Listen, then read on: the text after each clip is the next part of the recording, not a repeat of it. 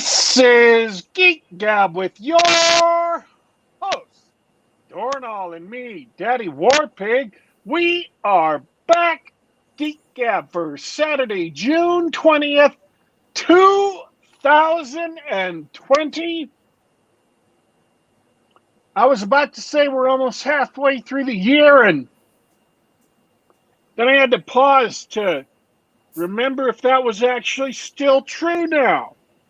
Because it's 2020, and I don't know, that just seems like something that might change for no reason. Just because it's 2020 and they're doing that kind of thing. It's the year that won't stop giving, but it's true. In fact, we are already halfway through. Or almost halfway through. We've still got 11 more days. Don't split hairs with me, Daddy Warpig. Well, that's what I was thinking of. That's why I paused for but a half millisecond. Because I was making sure I was about to say something accurate and true. Only I did it much faster than you, apparently. Nobody cares much about accuracy anymore. Yeah, I was going to say, is accuracy on the internet allowed anymore?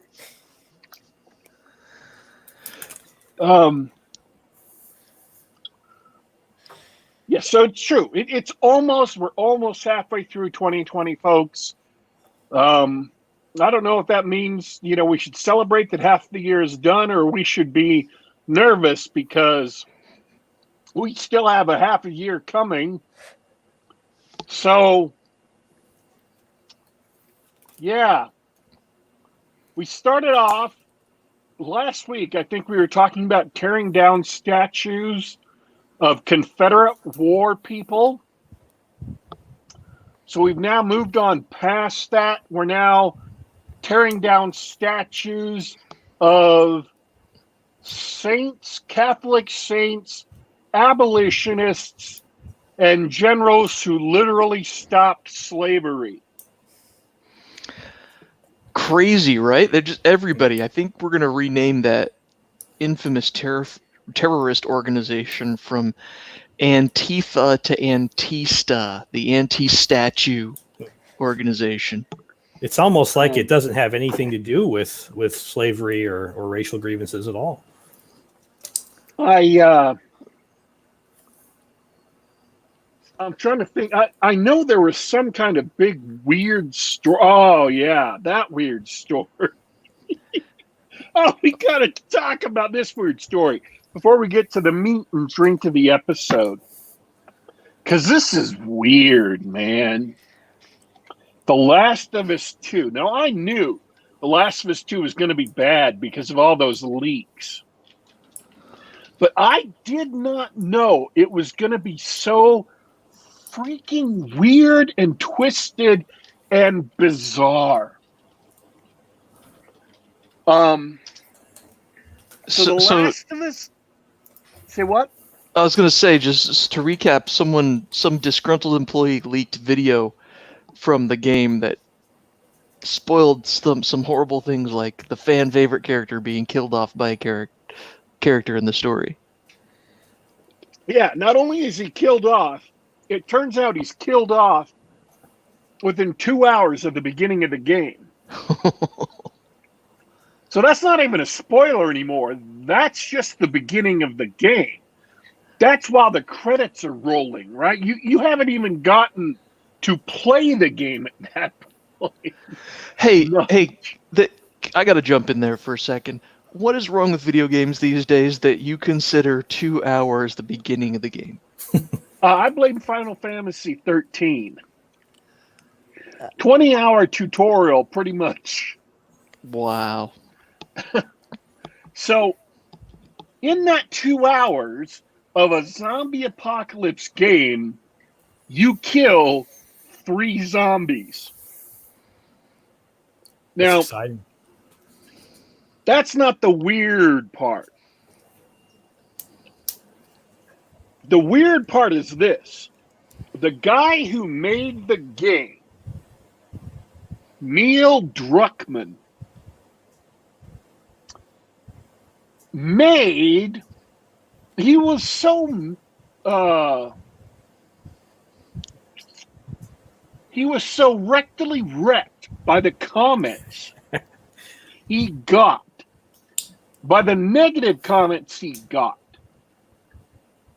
that he created, you know how sometimes in comic books they'll have like little stat write-ups, like little G.I. Joe cards of various characters, and it'll give their history, their background, and relative power levels, like strength and luck and all that stuff. Almost like they were role-playing characters. Sure. Well, Neil Druckmann created a comic book character called Dr. Uckman. Oh boy. Now, Dr. Uckman has brains of 100, which presumably is the max.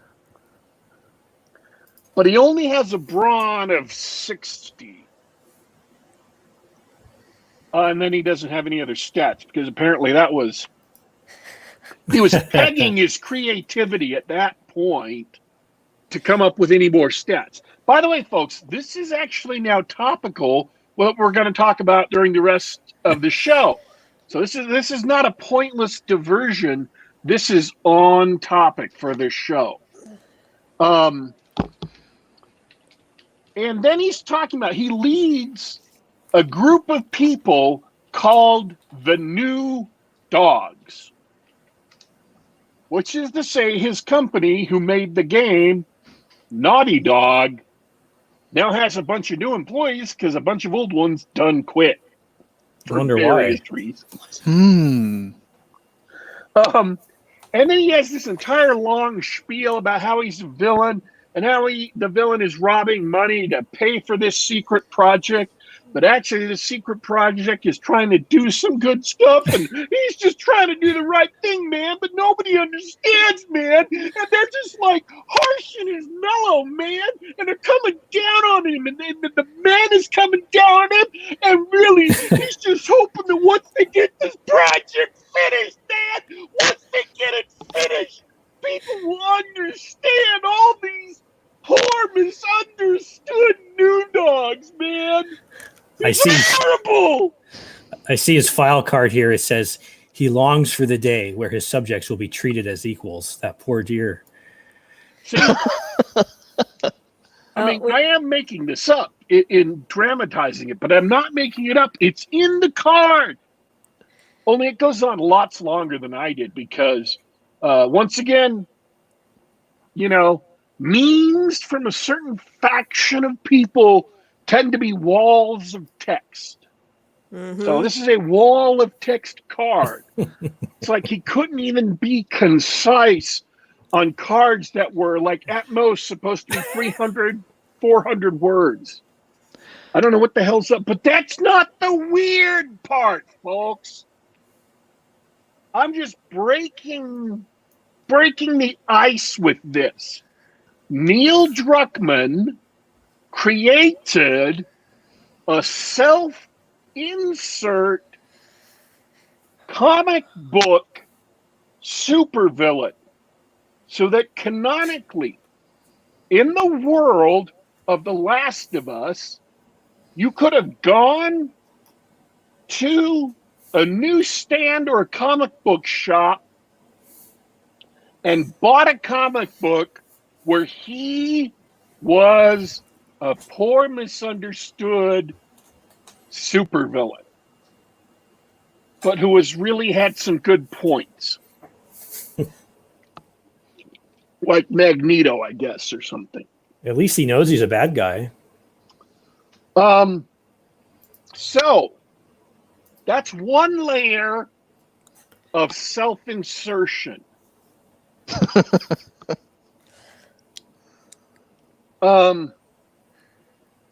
But we're going to go at least one layer deeper. And it's hard to imagine. But he also created a character in the game who looks almost exactly like him. Oh, really? Yes. Oh. Same haircut, same receding same receding hairline. Just almost looks exactly like him. Like same body build and everything. So this is what's known as a self-insert character. So he has at least 2 self-inserts in the game. He has inserted himself twice. And you would think that would be bad enough. That inserting yourself twice would be bad enough. But it gets worse. And we're not even to the weird part. I wish that was the weird part. Because that's even weirder. Like, the king of self-inserts was Lord British, right? Do you remember Lord British? Ultima, right? Ultima, right? Yeah. Like, the guy who made the Ultima series had people call him Lord British in real life, and then he had Lord British in the game. And that's who he was, I guess. He saw himself as being the person he was being in the game in real life. Whatever. That was weird. And he only had one. He only inserted himself once. One self-insert. Well, Neil Druckmann inserted himself twice. So he out-weirded Lord British, the most famous of weird self-inserts. And you may say, Daddy Warpig, you're stalling here. And I'm saying I'm sort of stalling. Yeah. Daddy Warpig, you're stalling here. Yeah, I'm sort of stalling. You don't know how to say it. Weird and then weirder.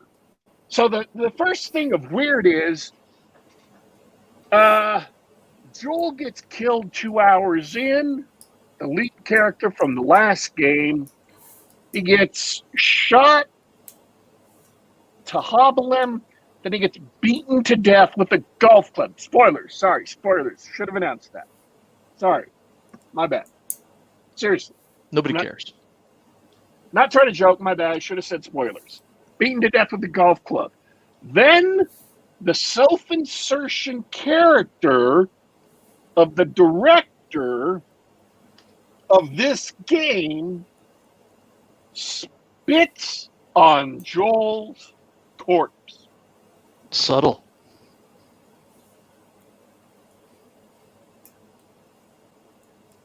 So we have the person who killed Joel, but this other character spits on his corpse, and the other character is the self-insert of the game's director.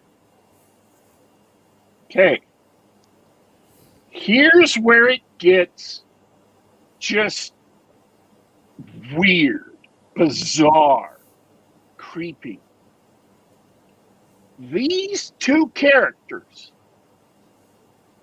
the murderer and the self-insert, go off to a van.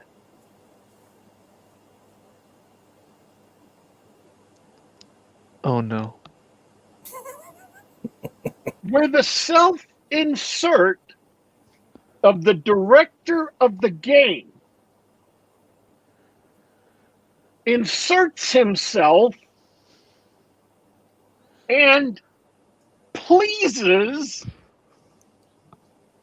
the murderer.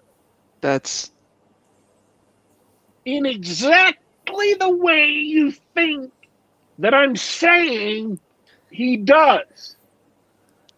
And this is not like you're outside with the camera on the van, You're kidding. watching it rock.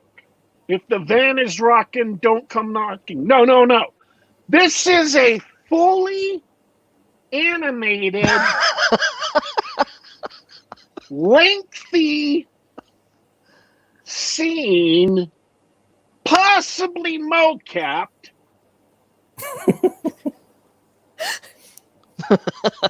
done in high quality animation, or so it has been avowed to me. I refuse to put the scene.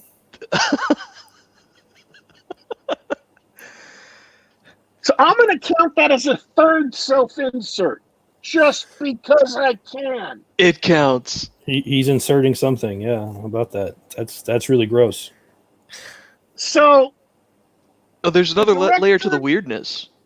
the director of the game, not only does he write a murder into the game where they murder the previous hero, he spits on the corpse of the previous hero, and then he goes and has a sex scene where he pleases the murderer. Now, There's an additional layer of weirdness. DJ Schreffler in chat, thanks for listening in, has pointed out that this murderer is supposedly male to female. no. No. Really? No, there is another trans character, but it's a different character. This is just a really, and I mean really, masculine-looking woman.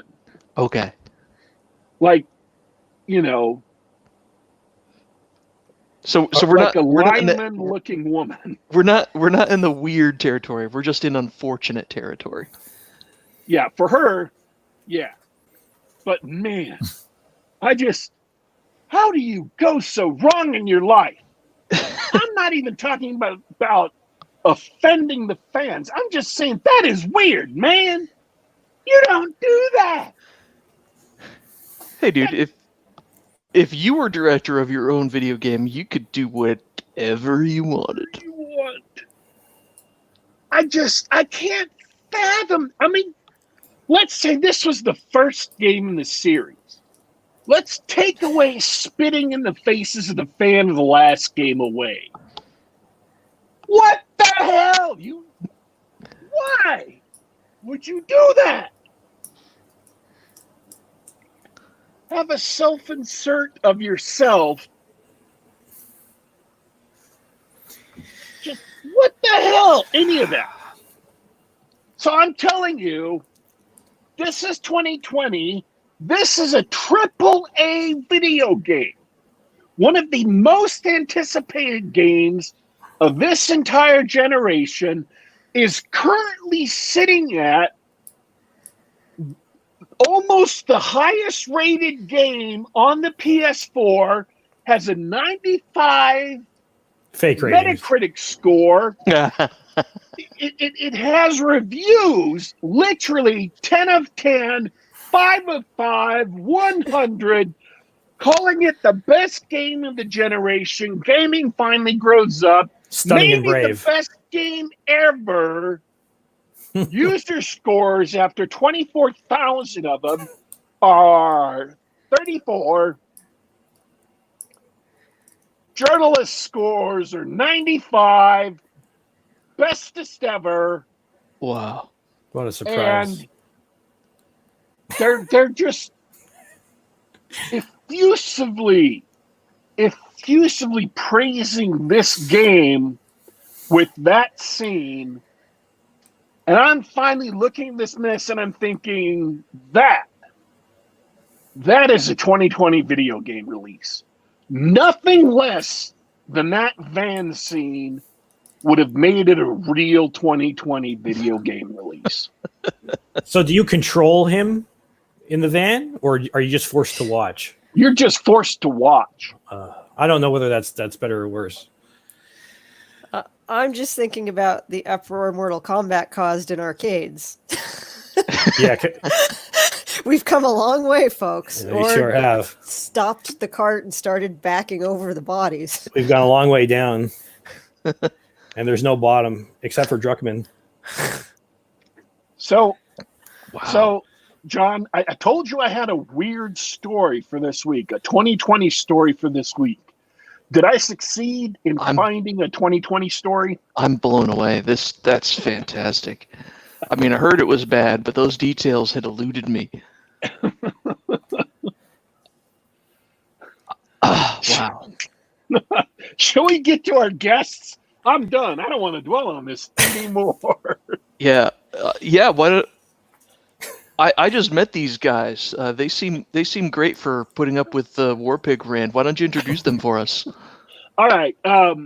We have Shell Presto and Mike DiBaggio, both of whom, if I'm pronouncing that wrong, I apologize. No, that's correct. All right. I pronounced it like I imagine an Italian name would have been pronounced. And I met them on MeWe. And then Art Anon, as I said last week, hooked us up so we could get some get hooked up and talk about some things and get them on the show so they could show off Ascension Epoch, which is a superhero, supernatural sci-fi superhero universe, which is kind of what ties into Dr. Uckman. I mean, if you were going to create a supervillain for a comic book, I could think of at least 13 better names right now than Dr. Uckman. That's just ridiculous. But anyways, so they this is the week they can come on the show. We invited them on, and they just closed a successful Kickstarter 2 days ago. Welcome, folks, and why don't you introduce yourself to the listeners? I'm Mike DiBaggio, and Shell is my wife. Shell Presto is a nickname that she had for a while. I'm the primary author, and Shell is the artist and also an author. And we created the we have 6 books out now, 6 published books. We just finished a Kickstarter for a literary and RPG zine. It'll be first in a series called Dauntless. And we are not part of the Death Cult. And I really don't. I'm having a hard time thinking how to follow up that introduction. If you're looking for for contempt for the fans and stuff, and you're looking for like really perverse crap, you will not find that in our books. So I'm sorry to disappoint. Wow, I had this whole set of expectations about comic books, and I was hoping that someone would finally come along and subvert all those expectations. And what can I say? I'm really disappointed to find out that that's not going to happen with your stuff. Yeah, well, so first of all, I should say, although we do primarily superhero stuff, we call it the heroic adventure genre, so it's not just superheroes. But we do we don't yet have comics out. We have illustrated novels and short stories. They're mostly prose, but they tend to be illustrated 1 or 2 illustrations per chapter by Shell. And then we also have some other artists pitching in some that contributed stuff that we paid to join us, or that were just really into it. Also, we release all our books under Creative Commons under attribution share alike license because we would like to encourage fans to be able to do their own thing with them and just eliminate any obstacles that might be around to getting our name out there. Anything else you want to add, Shell? We haven't released it separately yet. We do have a kind of like an alternate reality Ascension Epoch comic that runs in Bexham's Bazaar. That's true. RPG and terrain making magazine. But I think that's it. So there's a question from Matthew Martin, even giving the occult horror themes of the Kickstarter. And I say we do have. I guess that's a question to my statement about that you won't find like perverse stuff in there. Well, I should say is that we don't ever try to we don't wallow in it, and We try to be cathartic more than traumatic, and you'll only ever see stuff like that from our villains. We don't have, certainly our superheroes are flawed, but they're not evil, and they're not. We fundamentally recognize that there is such a thing as like good and truth in the world, even one that's fraught with a lot of peril and situational ambiguity. But you'll never see us celebrating villainy. Sure, I think a lot of people are tired of the '90s style anti-hero anyway. Yeah, it's boring, frankly. It's played out, I think. But our setting too is it's an alternate history, and it takes we start with the idea that, much like, say, League of Extraordinary Gentlemen or the Wold Newton stuff, that we take stuff from public domain fiction, especially from the late 19th century and early 20th century, and in our case also from comics from the 1940s that have fallen out of copyright. And we say, what would the world be like if these characters actually existed and these events actually occurred? So that our timeline diverges in little ways over the course of centuries, but the big diversion is probably around the 1850s, when people start manifesting superpowers again. And I say again because it's kind of a reference to the time, like in the Greek and the classical heroic age, when larger than life characters, people with superhuman strength and invulnerability and so forth, existed. So there's a particular metaphysical reason why this happens, and in the 1850s starts coming back again. And superhero, I'll say superpowered military units fight in the Crimean War. Civil War turns out a little bit differently, but then the big twist is that in 1898, H.G. Wells' Martians really do invade Earth, and after that, everything's different. Like 25% of humanity was wiped out.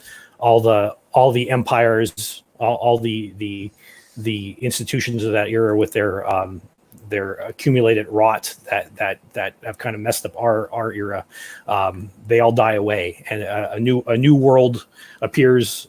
So borders are different. There's a very different history, different characters, different wars, technology, and it's something that we've really thought a lot about.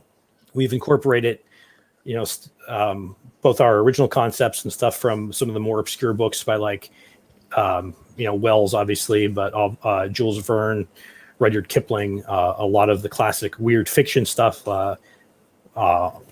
particularly Algernon Blackwood, Arthur Machen, Lovecraft, of course, and we built what I like to think is a really cohesive and intelligent and exciting setting. And I like, I hope this doesn't sound too arrogant, but I like to think it's the gold standard in alternate history superhero setting. Cool. But it's heavily influenced by,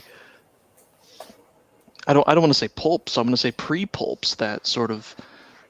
Yeah, for sure. There's a pulp feel to a lot of the books, especially like our Challenger Foundation series, which we kind of describe as it's a pulpy take on the Stanley Jack Kirby era Fantastic Four mashed up with Hammer horror movies. And there's a lot of ersatz pulp standing characters that we use that are important in the background, because characters, say, like Doc Savage and the Shadow, are still under copyright, so we can't use them directly.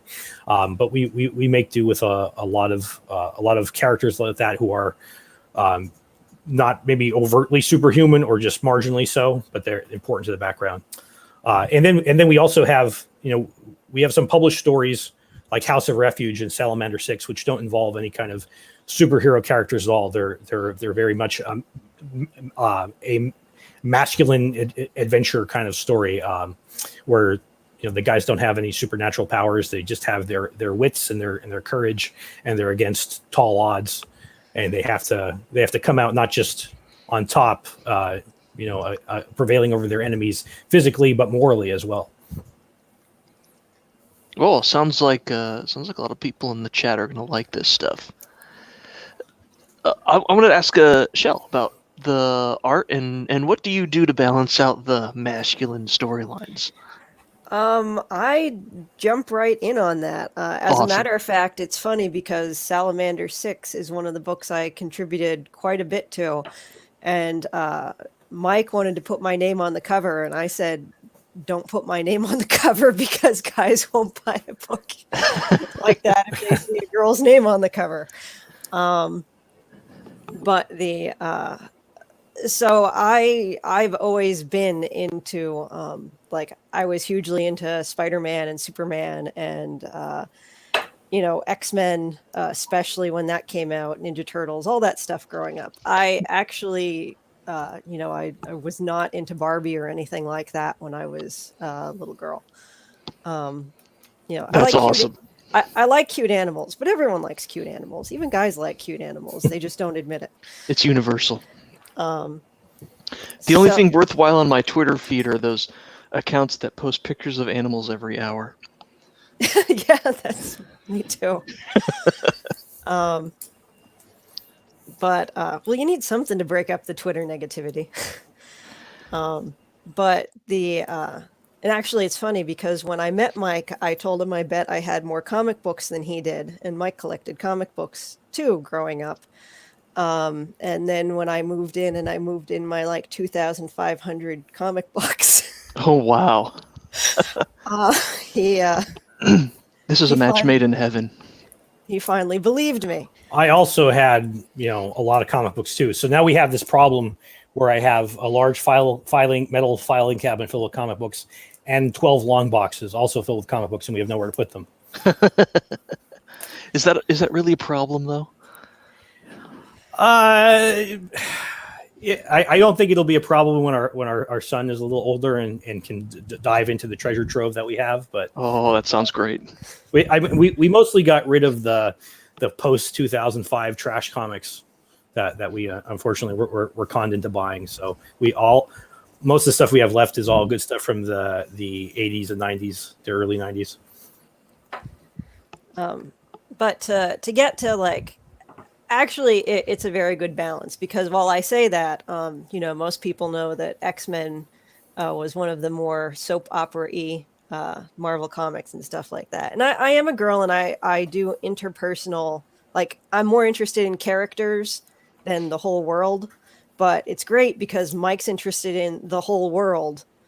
So, I help him balance out the characters. And it's really interesting when we're writing, especially because, well, one, I have a very interesting and well thought out setting to put my characters. And then the other thing is, it's really interesting when we're writing because we don't often know how the other person's characters are going to react. So like, if we're writing an East End Irregulars thing and, Threads hasn't appeared yet, but if Mike's writing a scene with Torrent and Threads, he might start writing it and then he'll leave it and say, like, is Threads reacting the right way? And maybe I say no when I change a line, and then that changes the whole, like, how the scene's going to progress. And likewise, I'll be writing a scene and I'll pause when Torrent's going to have a line and I'll just put Torrent's response and I wait for Mike to sit down. And it's interesting because you get characters that you'd never think of writing because, obviously different people have different mindsets. So Mike's characters are very different than my characters. And I think that's a really fun way to write. But it's also, I think it's more interesting for the readers because when you only have one person writing or creating, you only get one person's mindset or viewpoint scattered throughout all the other characters. That's a great insight. I'm totally fascinated by your collaboration. Of course, when you say, I'm the main writer and she also writes and I build the world and we write stories. Of course, I have a picture of you guys. Here I wrote a cool story in this universe. Oh yeah, I like that. Here's my version of your character, right? But no, it sounds like you both collaborate on the same story at the same time. Yes, how does absolutely. that work? A lot of it, it usually starts out with Shell and I talking to each other on a walk or a long car ride or something, and we start hashing ideas, or we're just sitting around the dinner table saying, I had an idea. How would we go about this?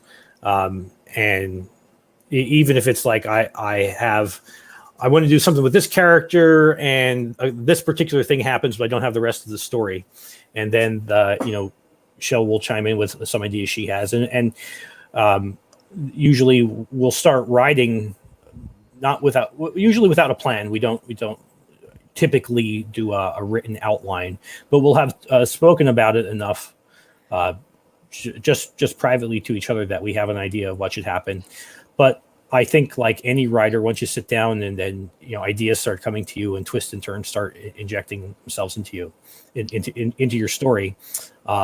And so from the collaborative aspect, typically I'll write, nowadays I usually write on Google Docs, just so that Shell can look at it on her own computer when she's, if for whatever reason she can't get, she's stuck watching our son or something like that, so she can't go upstairs, so she can look it on her laptop. So and then she'll read over it and just tell me privately what she thought about it, or add stuff or highlight stuff that she thinks is weird or wrong, or question it, or how to questionable, it's ambiguous, what does it mean? And then we talk about it. I go back through and edit it. Sometimes that gets a little fraught because I see something highlighted in blue and I'm like, what's your problem with this? This is awesome. And that doesn't happen too often, but that's basically it. We're, in many ways, the Ascension Epoch is something that we're always working on, always, constantly. And even if we're not publishing new books, we're writing stuff on it. Shell's drawing characters. We're writing little stories that or parts of stories that one day we will publish, and that will make our way out there, even if they're in snippets. In fact, that's one of the reasons why we started our second website, which is heroicadventurefiction.com. And we did that. We're serializing a lot of our books on there, chapter by chapter, but we're also adding stuff, that little side story snippets that don't really fit in anywhere, or that came about as a result of world building. Like there's so much world, like Shell mentioned the East End Irregular stories. So East End Irregulars are a teenage superhero group from Pittsburgh. And one of the particular chapters, they fight a guy called Mr. Gentry, who's looking for a runaway who they encountered in the previous book. And the backstory around these characters, which doesn't appear in the novel at all, was the big inspiration for our Kickstarter. And we had all this stuff written on them, and we went and fleshed them out.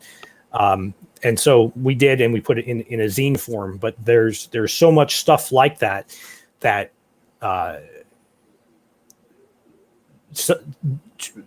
details that would be too minute and would bog down the story too much to put in the novel, that we just have written, and we figure, why not share them? Because surprisingly, a lot of people do like that stuff. In every one of our books, we have an appendix, and it's background detail or little side stories that relate to characters or historical events or battles, or the kind of flying cars that are available and so forth. And a lot of our fan base really enjoys the appendixes as much as the stories. So that's our way of sharing that out. Oh, that's really interesting. That's a good sign. It tells me, I don't know what it tells you. It tells me that your readers are invested in the world you've created, and they're interested in it. Yeah, I like to think so. I think the world, the setting itself is, I love our characters, but the setting itself is an important character. And, I'm more of a world builder than I am a characterization guy. But so we're different than the typical, independent Amazon writer, I guess. And a lot of their things are very, not to say that ours aren't character driven, but they're like primarily character driven or plot driven. Whereas it's almost more suitable for people who play a lot of tabletop role-playing games, because a game master will take a module or some setting material and then make it their own and fill in the details of the sandbox. And that's the kind of writing I really enjoy. You like being presented with a setting or a situation or a set of characters and filling out the details. Yeah, and always adding your own twist to it, and you think about our own world. There's individual stories going on and that are exciting and important, but for every one of those stories, there's millions of other stories that are also going on at the same time that an author will never usually look at, right? And this is how you get spin-off TV series, right? You get the side characters really start appealing to people, or you say, hey, while the main characters were doing this thing, what was happening elsewhere? And I think that is an important aspect of the shared universe, and that's why I value the shared universe. And I think it's sort of coming into a little bit of criticism lately, like with the Marvel movies, and some people say, well, is it really better that they're all in the same universe and so forth? And is it, you have to wrap all this continuity together? But I'm not a believer in the idea that continuity is bad. I think continuity is great. And I think the idea that these characters have relationships and the things they do impact one another, even if they're not in the same book, is awesome. I really enjoy that. And I think that's a very familiar concept to most readers of superhero comics. So I don't think that's a bad thing at all. Sure, that makes sense. Are you? But in terms of the stories that you have so far, are you building on the previous stories a lot, or can someone pick up any book in the setting and get a good story without needing to understand any of the context? Yes, I think they're written modularly. Like we have each book is mostly in its own series. So while they all take place in the same universe, and you'll hear references to certain characters or certain things that may have happened in one of the other books, you don't need to read them all, and you don't need to read them in any particular order. The exception would be books within a series, like in our East End regular series, we have 2 novels. We have After Dark and The Dismal Tide, and you have to read them in order, right? Because the second one is a continuation of the first one. But otherwise, anyone can pick up any of the stories, or even like some of the shorts we've published elsewhere in other anthologies, and feel right at home.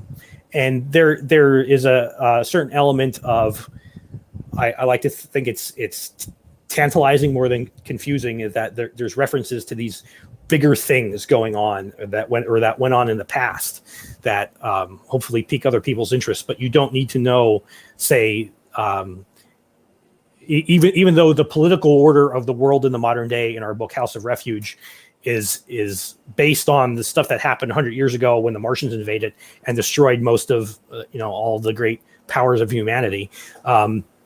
It's not, you don't need to know any of that happened to enjoy the book. It's not necessary to the understanding. Go ahead, Joe. I was going to say too that it's not even expected that everyone reads every book. Like, we didn't, how to put it, House of Refuge and Salamander 6 are firmly like men's adventure or military sci-fi or speculative sci-fi. They're not super heroic, and different things are going to appeal to different readers, and we did that intentionally. There are people, for example, if I was not writing the Ascension Epoch, if I was only reading it, I'll be honest and say I would probably not read House of Refuge or Salamander 6. I like my stories way more fantastic than that. Copper Knights and Granite Men, Population of Loss, and the East End Irregulars are way more my cup of tea, even though I wrote part of Salamander 6 and I very much enjoy them. I can appreciate them nonetheless. But yeah, no one has to read every book. You can dive into any particular series, whatever piques your interest. It's exactly the same way that, if you like X-Men back in the day, you might not have been picking up Sergeant Fury and the Howling Commandos. They're 2 different types of genres, even though they're both very good. How do you differentiate those stories to prospective readers? I'm guessing cover. Yeah, the covers, the cover is always a tricky thing because, especially with Shell does all of our covers, and she's very good at it, and she's gotten better through the various iterations we've done. But yeah, there's an expectation that within a certain genre, all covers look the same way, and that can kind of be something that artists and creative types in general have a problem dealing with, because they're like, no, I don't want to look the same as everything else. But if you don't have a lot of the same touchstones, you stand out in a bad way, and people don't know what you're about, and they're not willing to take a chance on it. So certainly the cover expectations are among that. And we're pretty open at describing, like we don't make a big deal necessarily about this, all the books being in the same universe. We kind of put that in the fourth or fifth paragraph of the description, and or it's in the back of the book. And it is I guess people could be scared off of it, like if they think, oh, Salamander 6, a sci-fi firefighting adventure, that sounds great, like, oh, but it's tied to the superhero stuff. So we don't overemphasize it. Well, but I think I was going to say, how many reviews for House of Refuge, when like everyone was reading it, it's like, man, this is a really great military sci-fi story, and it's really grounded in reality, and it's like only slightly speculative and stuff like that. And then they get to the end, it's like, I'm reading the appendix and there was a Martian invasion. Yeah, and the thing, I actually think it's been successful for the most part, because we get people. We're not destroying, we're not subverting their expectations, right? If we tell them they're getting like a nautical adventure military sci-fi book, that's exactly what they're getting. And then at the end, we kind of broaden the horizons a bit. And from everything we've heard, I think people are intrigued by it, and they're not turned off by it. That's great. That's great that you've been able to make that work. And I am checking out some of the covers on the Ascension Epoch site, and I like them. I think there's some really good stuff here. Thank you. I'm going to blush and say thank you, since I designed them. Yeah, that was a compliment for you. There you go. It's really difficult too, because how to put it, like, you're always growing as an artist. So obviously I draw better now than I did when we first put the books out too. And you have to constantly resist the urge to go back and redo things. Mm-hmm. And you have to keep moving forward. But the After Dark cover, I did like 80% of the painting on that. And I actually hired someone to help me make it look a little more polished and professional. And I can't remember that person's name off the top of my head, because they wanted their real name used and not their DeviantArt handle. Let me see if I can pull this image up. But I mean, keep going. Sorry.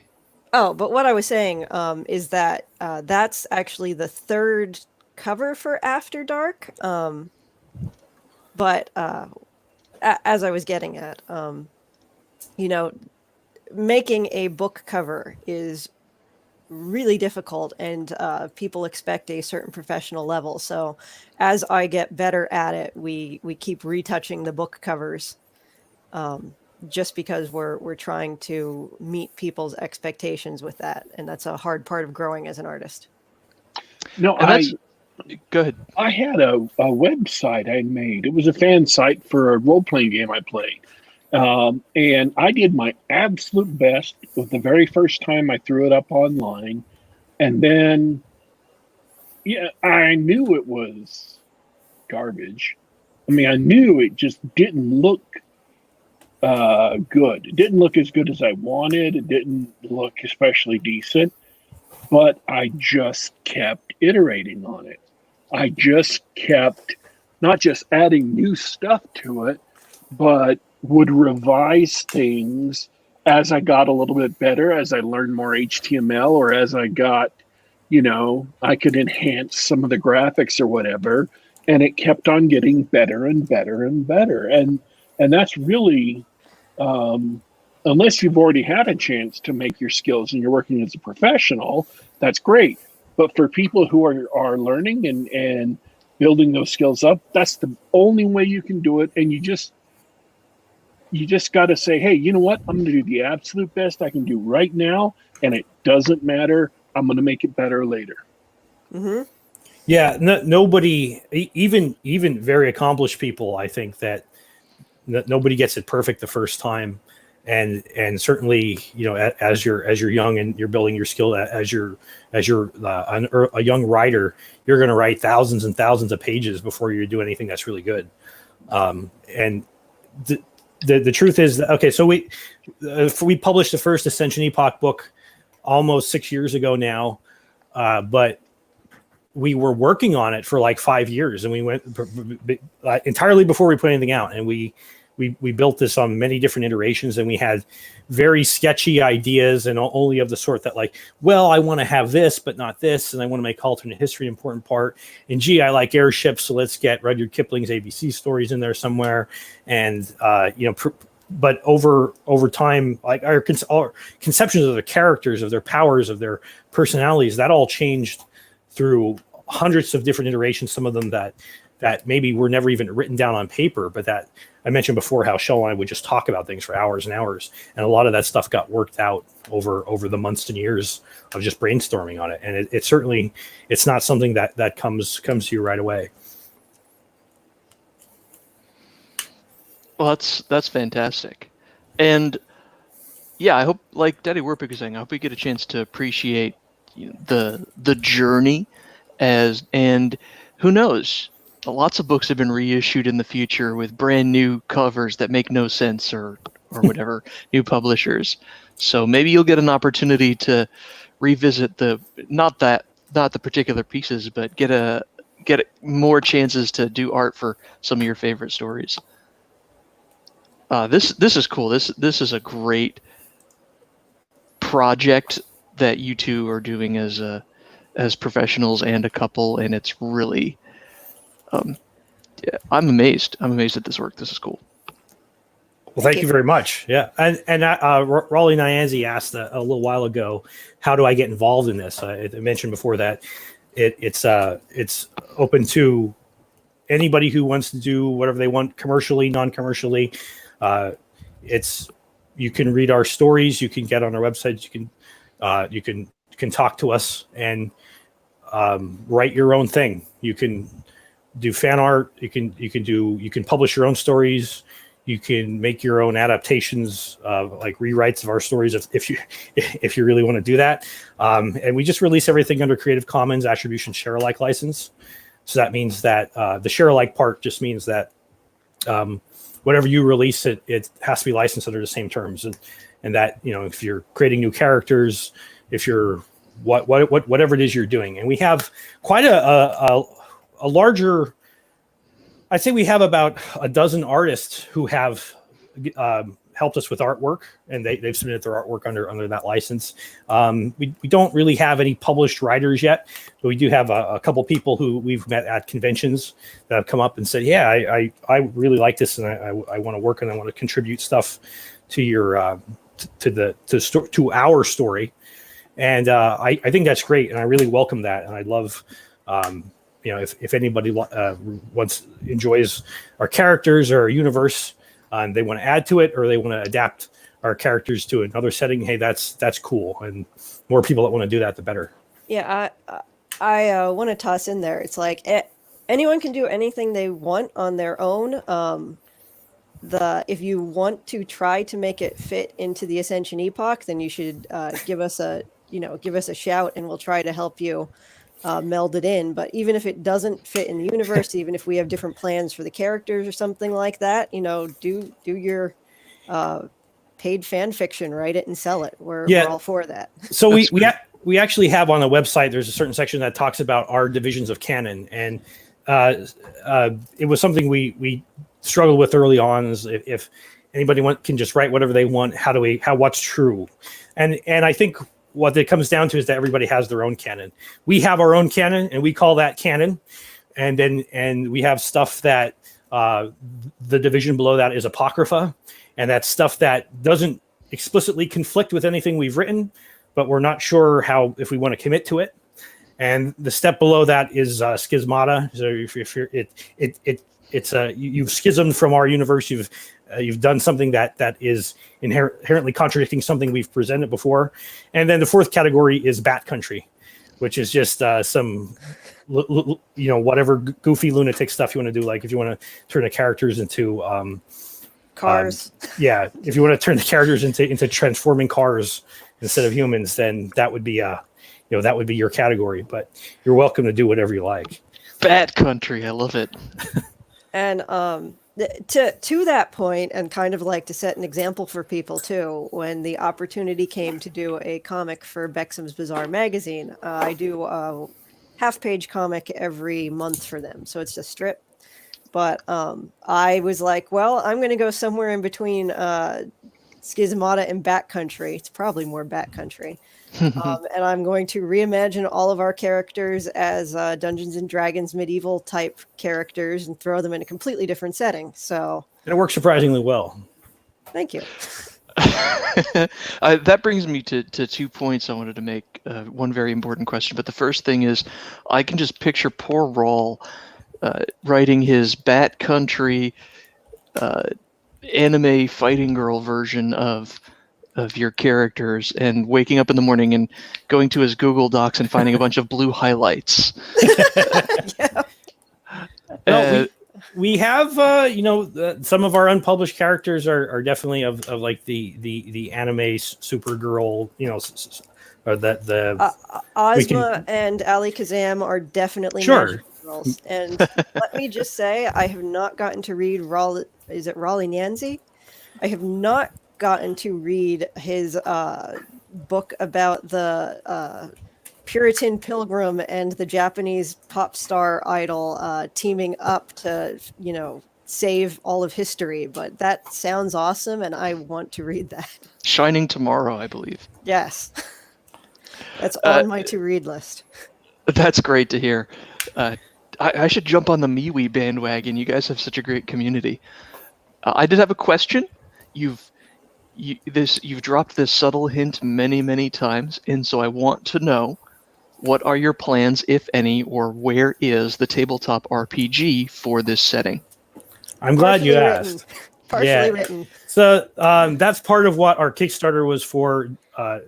Dauntless is a literary zine, but it's actually more a tabletop role-playing game magazine. Eventually, we'll turn it into a tabletop wargaming magazine as well, because there's a lot of wars in the Ascension Epoch's history that I would like to make scenarios for.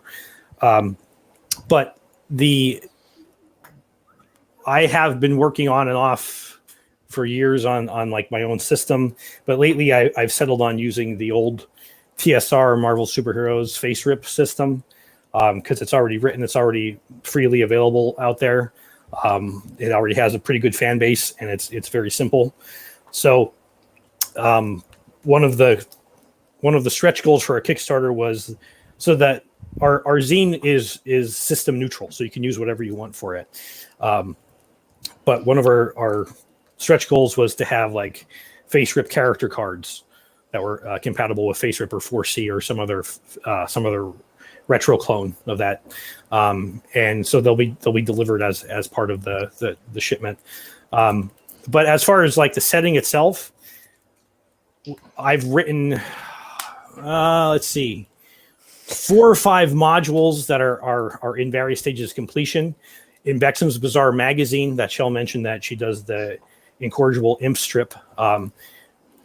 We've published a sandbox adventure set in Pittsburgh, in the East End of Regulars, Pittsburgh. So there's a lot of work on that front, and I think most of it will start to come out in Dauntless.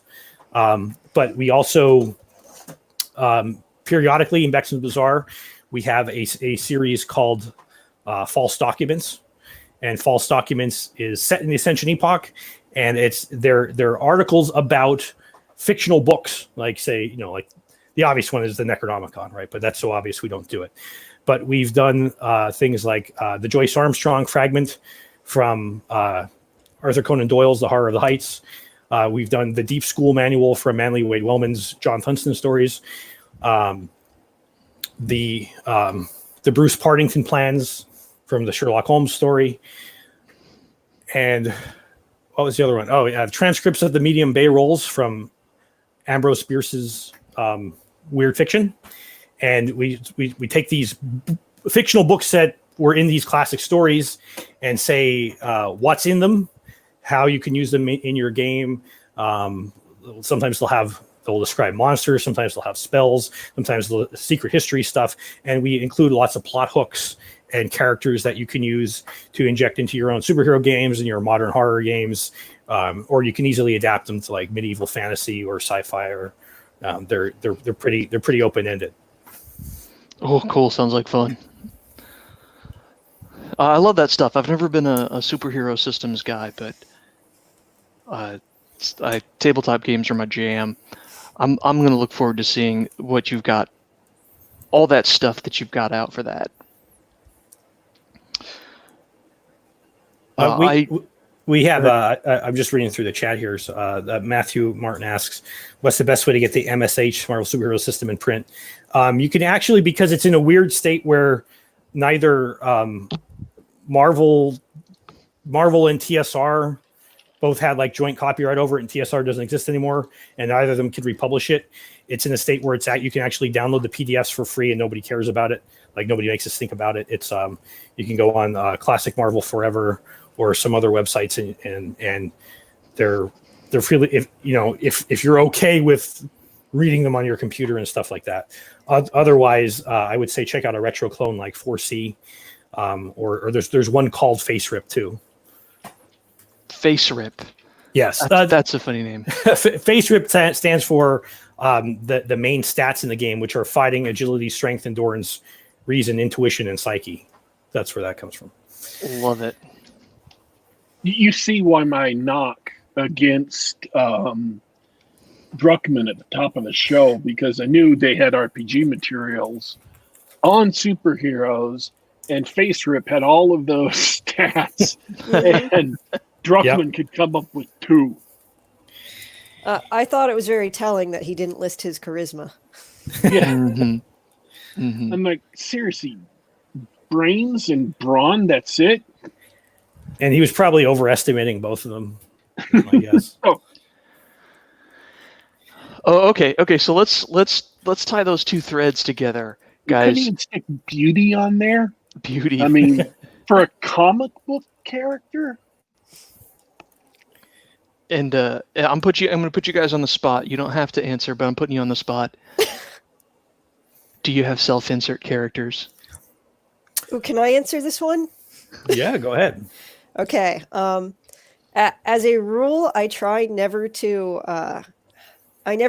try to base a character totally on like yourself. When you're writing, you tend to put yourself in, like, parts of yourself into certain characters. Shell has a very good YouTube video on this, by the way. Yes. But go ahead. Sorry, I don't mean to interrupt. But I do nods and like insert people visually into our story. So Mike does not claim to be Signalman or, anything like Signalman. I like to think that, specific parts of Mike, particularly his conviction, can be seen in Signalman, but I'm the artist and I get to make the decisions on that. So Signalman is visually based on Mike. I tweak his proportions to be more heroic, more classically heroic, because no one looks like Captain America. But yeah, Signalman is visually based on Mike, and then there's actually, she's mentioned a lot in the first issue of Dauntless. Kali Hutira is she's a homeless girl with a very interesting power set, and I based her visually off of myself, so I put myself in as a homeless character. And I to emphasize what Shell said, there's nobody that is like, there's no complete stand-in for Mike DiBaggio or Shell DiBaggio in this thing, but certainly a lot of different characters have elements of different aspects of our personality or background.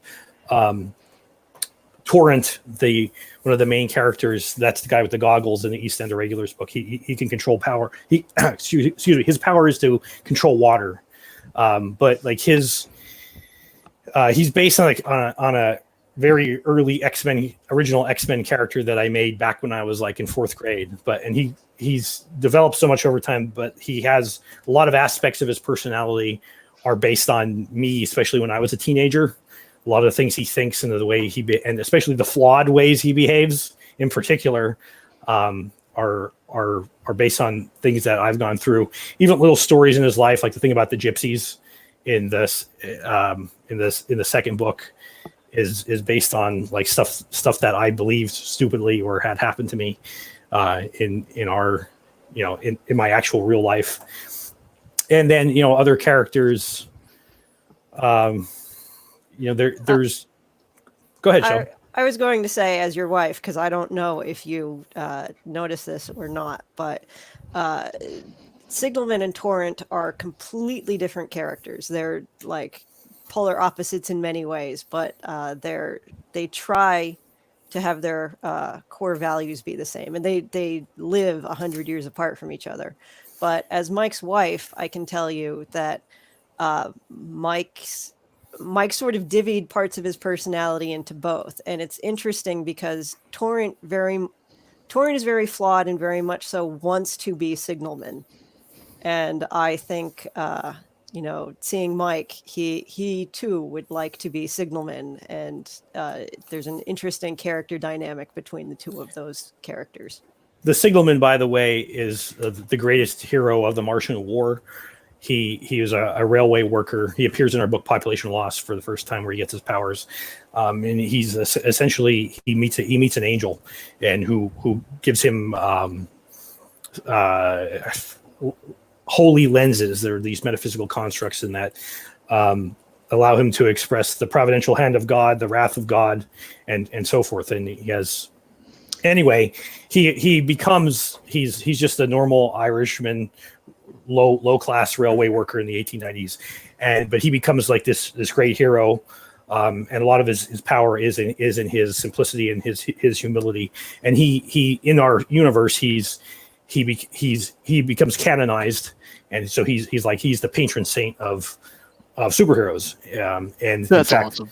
And Torrent and some of the characters in the East End of Regulars actually go to St. Jameson Doyle Parish, and that Jameson Doyle is the real name of the Signalman. So we have that come full circle in our series. That's really cool, actually. I've exhausted my great list of questions for you guys. Daddy Warpig, did you have anything else you wanted to ask? Caught him sleeping. Got him. No, I was trying to figure out. I wanted to ask if they had any final words, because we're kicking on towards the end of the show. We're well out of time. Yeah. Yeah. So I do want to say thank you guys for having us on here. Thanks to everybody who joined in the chat, and then also to say if you do want to check out our stuff, ascensionepoch.com or heroicadventurefiction.com. And a special offer to viewers of this program. If you subscribe to our email list on the Ascension Epoch website, within the next 24 hours, we will randomly select one of you to get a free print copy of any of our books. Oh, sounds like a good deal. Shel, last words? HeroicAdventureFiction.com, AscensionEpoch.com, and if you look up Shel Presto on YouTube, you will find my channel as well. And I do have a video entirely talking about putting a writing exercise of putting yourself into characters and divvying up your personality. But besides that, thanks. This has been really fun, guys, and I'm glad to finally be on. I have enjoyed having you guys on. You're a delight to speak with, and we'll make sure those links that you talked about for the mailing list and those websites, they should be in the show notes later. So anybody listening later can check that out. And I appreciate everybody listening to this on their commutes or hanging out with us live in the chat. Chat was lively today. You got a lot of great followers. So do we. I mean, our followers are cool too. It's always fun chatting with you guys and my inimitable co-host, Daddy Warpig. So a couple of episodes ago, somebody told us apparently our unofficial motto is "Come on, Geek Gab, and learn how to publicize yourself." Do I have that right? Is that so? Yeah, you're the one who said it. Do I have it right? So, that's probably what I said, or close to it. Or learn how to advertise yourself. Hey man, my memory's something else. Memory shot. It was your rant, homie. Come on. Okay, so anyways, thanks for killing my momentum, dude. So, what I was going to say is, we'd love to have you guys on. It was great fun because we didn't have to do that this week. You guys were excited and very refreshing. Had lots of things to talk about. You're excited to talk about it. You described your stuff with verve and explained to people why they should check it all out. And it was just great to see that happening. I cannot tell you how enjoyable that is. So, you know, we may have to point back at this episode sometime. It's like, if you want to go on a podcast or something and talk about your stuff, do what they did. You know, be prepared, be excited, get ready to tell people what's going on in an interesting way. You know, not just like the 20-minute objectivist philosophical outlook that caused you to want to make this book, but like, what's in it that's awesome, and why is it awesome, and what is the audience going to get out of this? Can I just briefly say that the very first book we put out was won a prize in a libertarian fiction authors contest, but it was unique because it was not over. It was, you know, normal libertarian fiction is all about, it's like an economics treatise and so forth. You know, this is not. It was. I think it caught the reviewers by surprise because it was nothing like that. It was an actual story. But we are very grateful you guys came on, had a lot of time. So I want to say thanks for coming on the show. My pleasure. I want to say thanks, of course, to my awesome co-host. I want to say thanks to everybody who came and jumped in and is listening live or will be listening to later. And a big double, triple, quadruple thanks to everybody participating in the chat today. We've had a lively chat, a lot of people talking about various stuffs. I want to say thanks to Neil Druckmann, not only giving me a great rant today, but also accomplishing something that I thought was frankly impossible. I did not think it was possible. After seeing all the leaks and learning all the stuff that was going down in the leaks, I did not think it was physically possible to make a game worse than that. But you succeeded. Your actual game was worse than what the leaks led me to believe. So, dude, and I'm not even, I mean, I'm kind of being facetious, but still, man, it literally is. It was worse than I thought. I don't know how you could do that, but you did it, man. Congratulations. So, quick sip of Mountain Dew here. Oh, the good stuff. Yeah, I'm drinking high test stuff today. Normally I'm here sipping on water.